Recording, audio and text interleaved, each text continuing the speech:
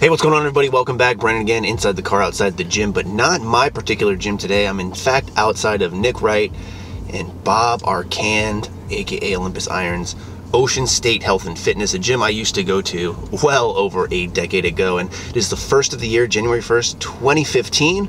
We're starting out right. We're starting out with doing some squats. So I got a lot of work to do this year, and this is the last week before I start my official meet prep, and you guys know how much I love prepping my meet, if you pick up what I'm putting down. So we're gonna go in and do some squats again. It's a deload week for me, so only working with 70%, which puts me roughly at about 385. 3 sets of 5, probably do a little bit of accessory work, and then just call it a day. Hit chest tomorrow, and then take a couple days off before starting fresh next week. So let's see you guys inside. All right, so we're in the gym with Bob, as you see here, doing some squats. Now for this, Bob was also going to do some sets of 5. Here's his first one with 315, and it's always fun training with Bob because he is pretty much down for whatever. So it's never really trouble training with him because we're both kind of open to this. So I texted him the other day asking him if he was going to be working out on this particular day, only because my gym was closed and I needed somewhere that I could go and squat. He said his gym was open, so we set it up. So we trained at roughly around noon, again on New Year's Day. The gym wasn't too bad. However, that's probably because most people were still getting over their hangovers, and the next day would be extremely bad. I know you guys all have that New Year's crowd that's coming in. So here's my first set, 385, rocking that old school LOA shirt, and yes, it's quite small. So even though all the rage these days seems to be those half spandex shirts, although this is a cotton one, it definitely looks like spandex on me. It was really interesting to squat in this particular squat rack for a couple of reasons. Number one, Bob's a little bit shorter than I am, so I would normally have the bar positioned a little bit higher. But since this is a deload week for me, I said I would go ahead and drop it some, and I'd just work around it just because I think it'd be easier for me to work around having a lower bar position than him having to work with a higher bar position on the rack. Now that wasn't the only problem though with this rack. It is a very narrow rack, so unracking for me was quite awkward. I literally felt like a pinball machine sometimes. As I step back, you'll see the weights bang and clang a little bit, but it's all part of the game and something that you're just going to have to deal with. So I made sure I took my time to set up, and that first set of 385 felt pretty good considering I hadn't really squatted in roughly about 2 weeks and setting that max of 545, I believe, in the last time. So really looking forward to getting the training started.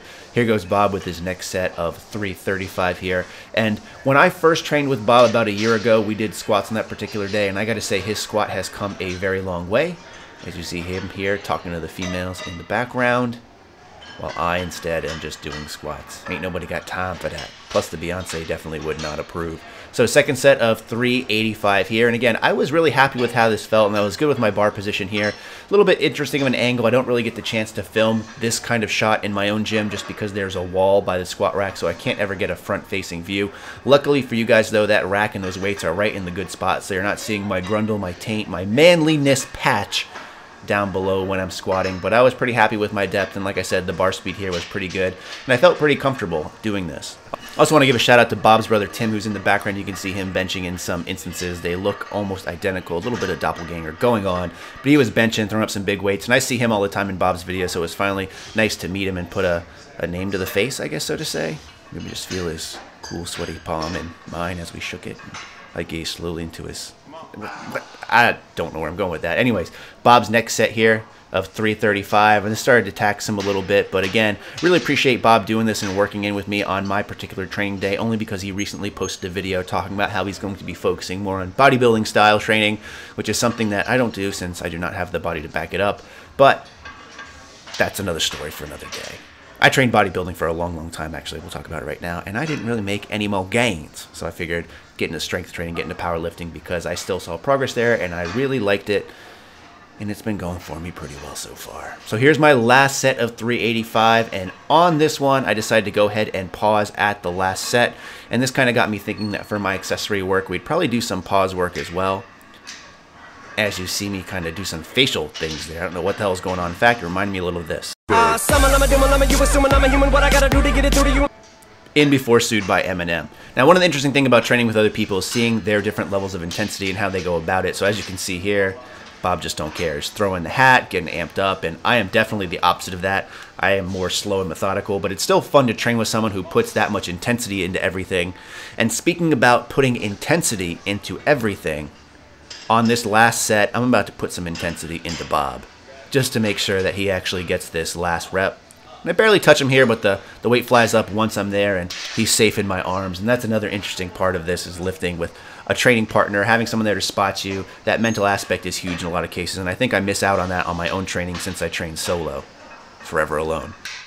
Now from here, we also did some pause squats, like I said. Got me thinking on my last set. So we did 315 for 3 sets of 3. And on these, traditionally, what I would like to do is, coming from a low bar back squat for normal reps, I like to do these high bar paused.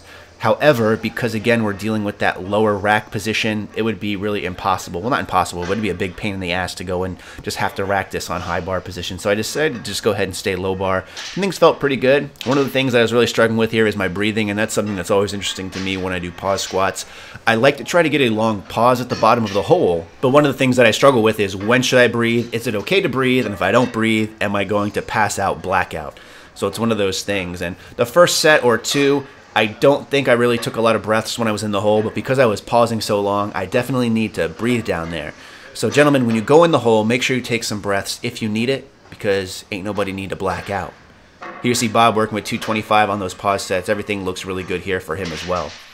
One of the other things I wanted to mention, as you see just some other angles here of these pause squats, is if you follow me on my Facebook page, you guys should know that, and even just listening to me on these videos, I should say, that my meet prep is coming up. So on Monday, we will start officially prepping for the meet. It's a 12-week program. Basically consists of a 9-week training block with a 3-week peaking cycle on top of that. I think I'm going to go ahead and try to make this a series and document it. I don't know if I'm going to do 1 episode a week that really just covers all the training and whatnot. I'm going to try to get some vlog-style clips. I'm not sure if I'll be able to do that, only because for the most part during the week, I don't have a lot of free time. I mean, I get up, I go to work, I go to the gym, I come home, I eat, and I spend some time with Beyonce, and that's about it. It's pretty boring day-to-day life as far as that goes. But I will do an update as far as, this is what the training is going to consist of this week. This is what I'm trying to do. Maybe I'll talk a little bit about my nutrition, my goals for the actual meet itself. But I think it could be somewhat of an interesting series and give me a little bit boost in terms of content. Only because I know sometimes, in fact I know all the time, these style videos where I'm just trading clips and me rambling on about a whole bunch of crap gets pretty old for a lot of you. Some of you even have said you're getting sick of the sexual innuendos, while others want more things innuendos. See, that's pretty rough. When you do these kind of commentaries, you run out of all the jokes and the puns. But that's something I'm going to try to do. So maybe a series of 1 video per week that encapsulates all the training and some other stuff going on. And then maybe on top of that, I'll have another video that covers other random things. Maybe I'll start doing more reviews, more supplement talk. Maybe I'll just go and talk shit about other YouTubers so I don't have to do that behind their back, and I can just do it in a public setting, because I'm sure you'd all really appreciate that. Not so serious. Maybe I can do some more Sony action cam videos. I know you guys love those. But regardless, I have some plans for the stuff going forward as far as the channel goes, some different types of videos, maybe some more reviews. I want to put some more time into the actual editing of these, only because I feel like they're pretty rough overall, which is nice for me because it doesn't take me hardly any time to edit these, but to me it seems like the quality isn't really there in the content. So I'd rather put out less videos with better quality content rather than just over-inundate you with the same video over and over and over and over again, like some of my favorite channels are guilty of these days. But that's about it. So in the meantime, as always, appreciate you watching. Enjoy this glute spread by Bob. And as always, stay big.